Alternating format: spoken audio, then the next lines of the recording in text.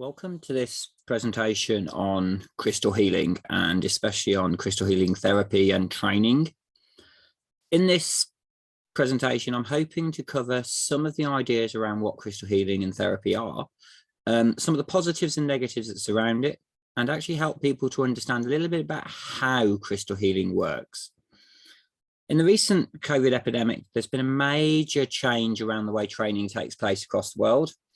And whilst many people may not be aware of it, a lot of courses and diplomas are now being publicised, which they take to their intentions of being on positive, good training, but without actually knowing what it is they're missing from them by the end.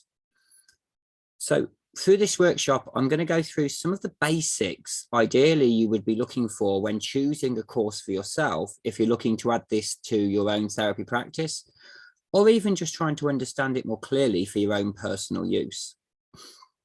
My name is Dave Green. I run my own company called Natural Self, and I've been teaching therapies for over 30 years. Crystals were one of those therapies which when I first came across it, I didn't actually really believe in. So I had to do a lot more research and a lot more studying to try and understand how and why it was actually positive. Since then, my philosophies and my ideas changed, and I've worked with it with a wide range of clients in that time, both as a standalone therapy and combined with other treatments like massage or energy healing such as Reiki.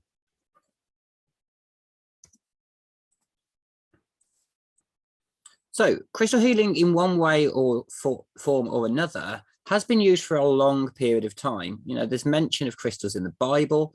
The Egyptians used crystals, the Aztecs and Incas used crystals, Native Americans used crystals. So the concept of using the rocks that we find in the earth around us as a way of rebalancing or grounding ourselves is not new. What is new is the way in which we now do it. Crystal healing is basically an umbrella term that links together many, many different practices that don't come from any one particular background, philosophy or theory. You know, most people when they work with crystals actually work with chakras. You know, the crystals come from all around the world and have different philosophies or beliefs associated to them. So understanding and digging through what's fact and what's fiction can be a real eye-opener sometimes to what we're actually doing and why we do it. Many of us originally go on courses and just parrot what we've been taught ourselves without any real understanding about how or why we do it. So looking into crystal healing can be a very productive way of helping us to understand the deeper parts of a market that, for all intents and purposes, the majority of the mainstream people may think is just placebo effect and has no real science to it. So we all know that people buy crystals because they look pretty, they buy them because they make them feel something, or they're just given them because they're told it will be good for them. You know, many people resort to just flicking through a book and reading something that makes them feel that it's the right one for them. And at that level, crystals can still have a very positive effect. The simple belief alone is enough to help us to change. But overall, is it enough for healing at a deeper level? Since the 80s and the 90s, crystal healing has become a massive explosion in popularity. You know, you now find it in all sorts of women's magazines. It's promoted across a wide range of newspapers, articles, and not just in the field of complementary medicine or holistic health. You know, the majority of people literally work on a chakra-based method of crystals where they buy one that's the color of a chakra, or they actually work with one just because they've been told it's right. Hopefully, from going through these slides, we're going to help you to actually pick those a little bit more specifically, or at least introduce you to the idea that there's a damn sight more to it than that if you want to do it properly. But the basic philosophy of crystal healing is you have a crystal, you keep it around yourself, and it affects your own energy field to rebalance or remove blockages or problems. So a lot of people wear crystals as jewelry. A lot of people buy them to put in their home as decoration. You know, the traditional ones we always find people are coming into the shop for are always wealth, health, and love. How it's going to affect or change those things comes down to how you see it partly, but there is some chemistry and some piezoelectric effects and other such things in a crystal, which most people aren't even aware are there. Understanding that can actually help you. But before I move into that, I want us to be aware that there is also another growing trend around the ethics or fair trade of crystals.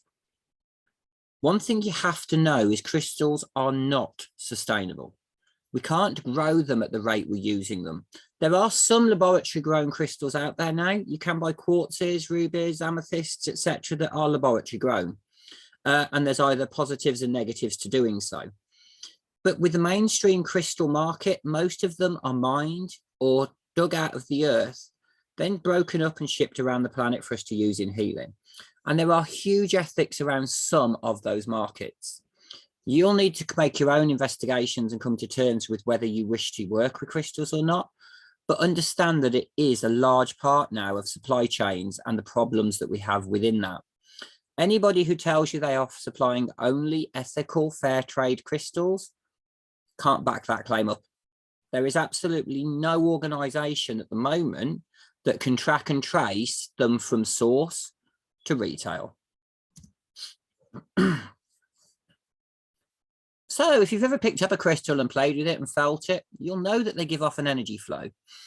They have a flow of energy that they give off, as do we. And the interaction of those is what we work with within crystal healing to try and rebalance and reset ourselves.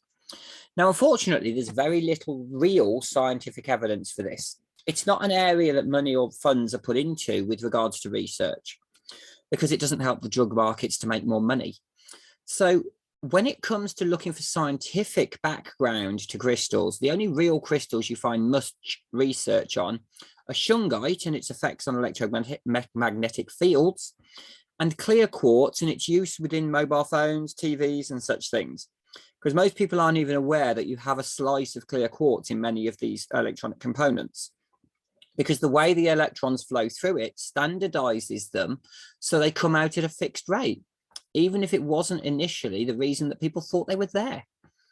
So there are uses to crystals in science, and we use them in health, but with them coming together, we will find over the next few years, I think, more and more research coming across about how and why they work from a scientific perspective, even if those studies do start off initially by trying to say it doesn't. So as I've already mentioned, ethics around crystals could be a big thing. Many of these crystals, when they're formed in the earth, form in the complete dark at high levels of pressure, high levels of humidity. As soon as they're removed from those environments, they can start to break down and degrade. You know, a classic one is amethyst. It's damaged by sunlight.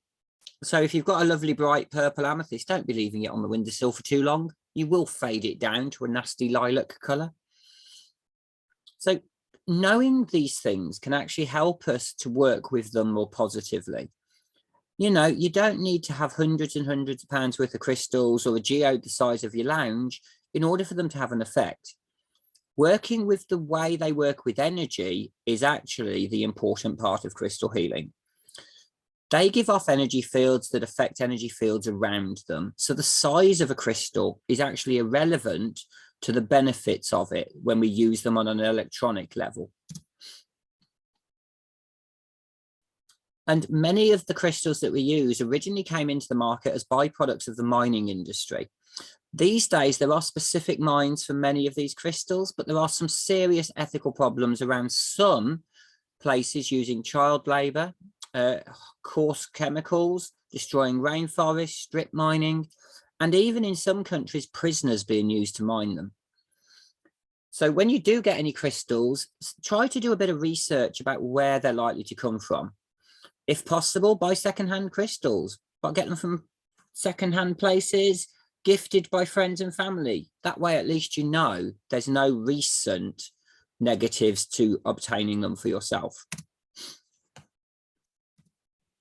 So when it comes to looking at crystals, most crystal therapy courses basically are cut down chakra courses.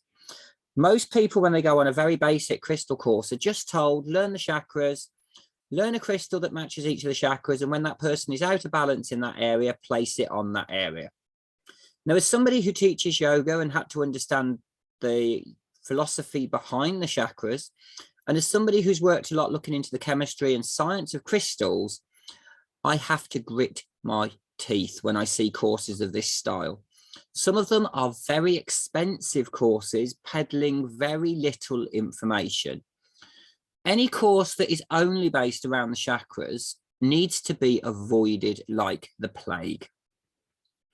Using a crystal of the same color on a chakra can actually be counterproductive. If you're angry and overfired and you use a red crystal for your base chakra, you're more likely to make the problem worse, not better. Such simple things are missed out of many courses, but if you don't know better, you won't know what you're looking at, or that what you're being taught is in error. So make sure you look around at different courses and that you try to find some of the philosophies and theories I'm giving you now are a part of the course structures you're looking for. So when looking at crystal courses, they should talk to you very much about the chemistry of the crystals, the hardness, the translucence or opaqueness of crystals, the growth structures or the crystal formations, the piezoelectric or electromagnetic effects of any crystals that they've got, and the formation habit or the ways in which they grow in the earth or where they grow. Another large part of that is actually the rock cycle that we all learnt at school in geography as well. Because crystals vary in their composition, structure, and shape, which will therefore affect the energy field and how they affect fields around them. And some of that is very basic, and some of that is very intrinsic to the use of a crystal. But if you don't at least know it, you don't know how to put it into practice. So the original word Christos actually comes from a Greek word, kristallos, meaning ice, because the original crystals that most people defined as a crystal were clear quartz. With the different growth structures and formations of clear quartz, I can teach class after class after class just on that alone. But for us at this level, we're just going to talk about crystals in general. Because even within the crystal market, some of the crystals we buy are not really crystals in the strictest sense of the term. You know, people buy coral, amber, jet, which aren't actually crystals, but we still clump them together under the banner of crystal healing. So the way that rocks are formed in the Earth's crust is one of the determining factors about how we work with them or why we work with them in specific ways.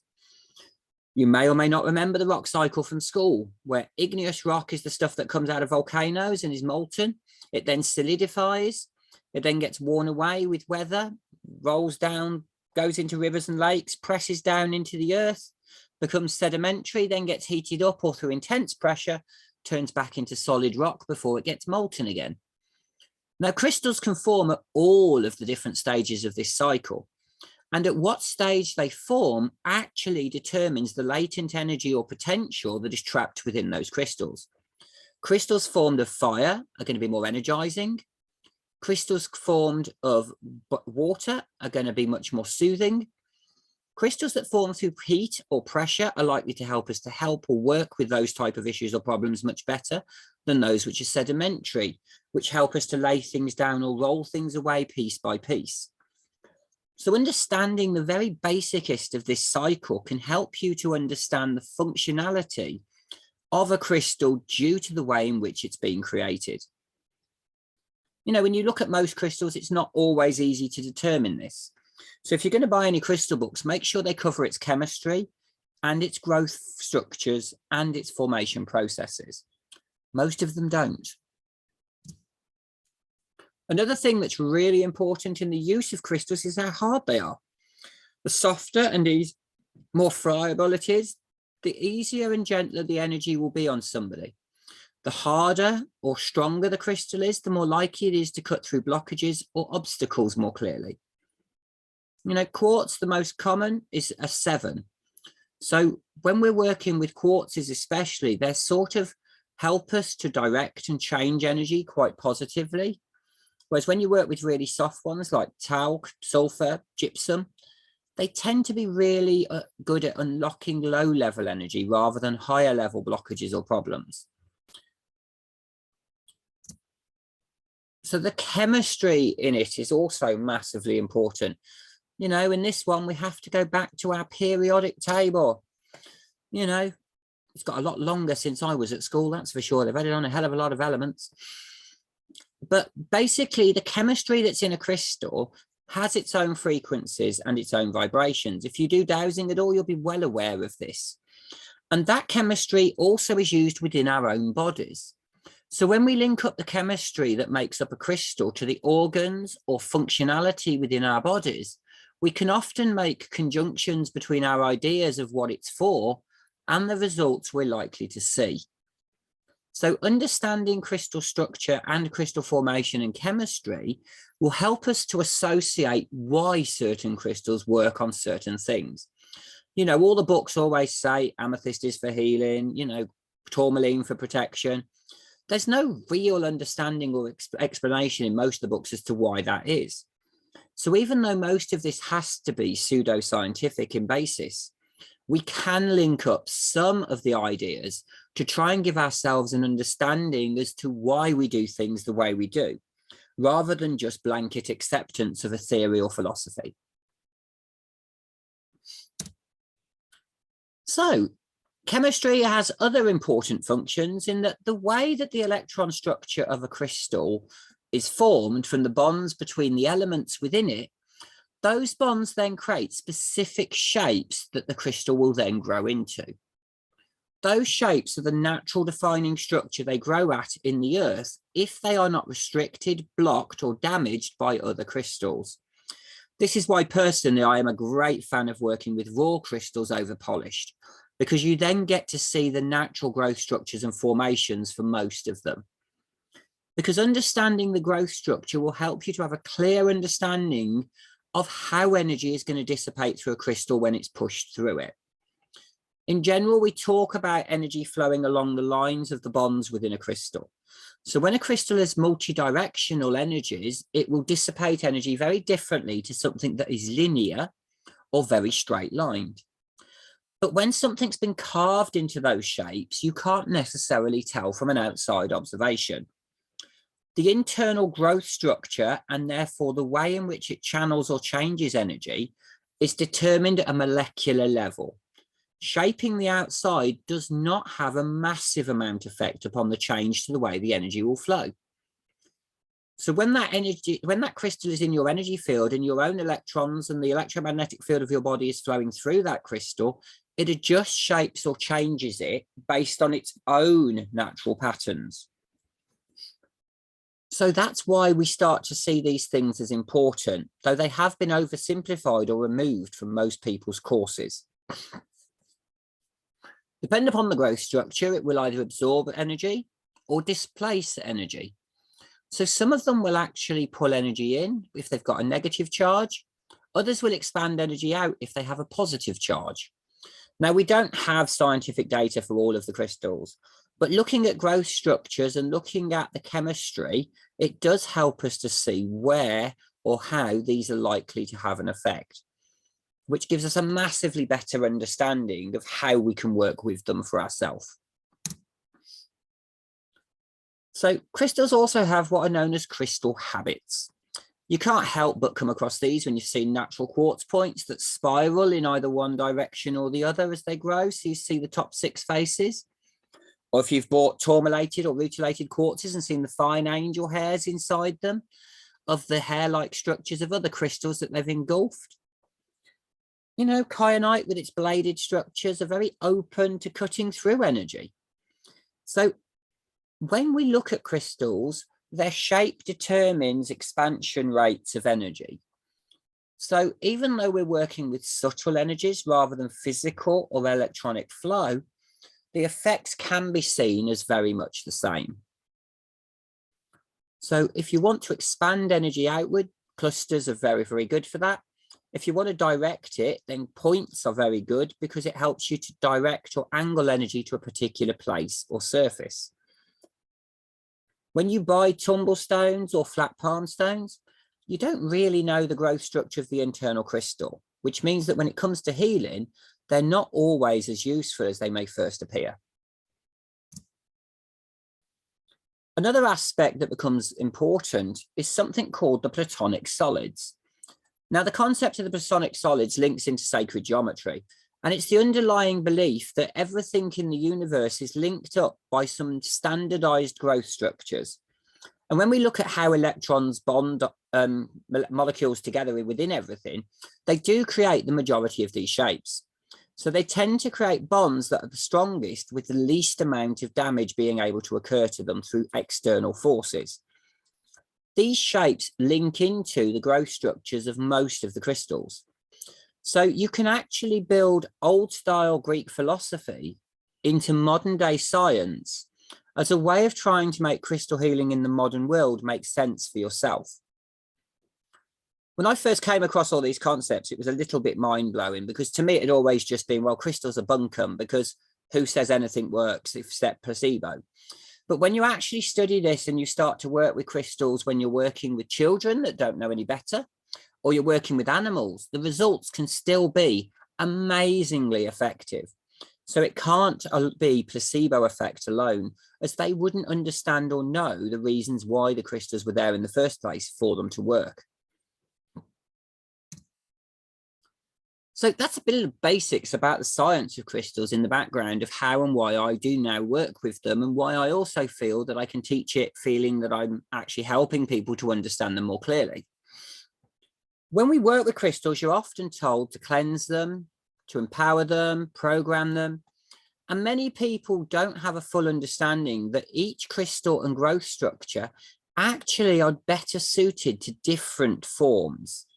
You know, I quite often hear people say, oh, put your crystals out on your windowsill in sunlight to power them up. Certain crystals, especially the coloured quartzes, can be damaged by doing that. People say soak them in water. Some crystals are toxic if you do that. Others can dissolve or go rusty if you do it.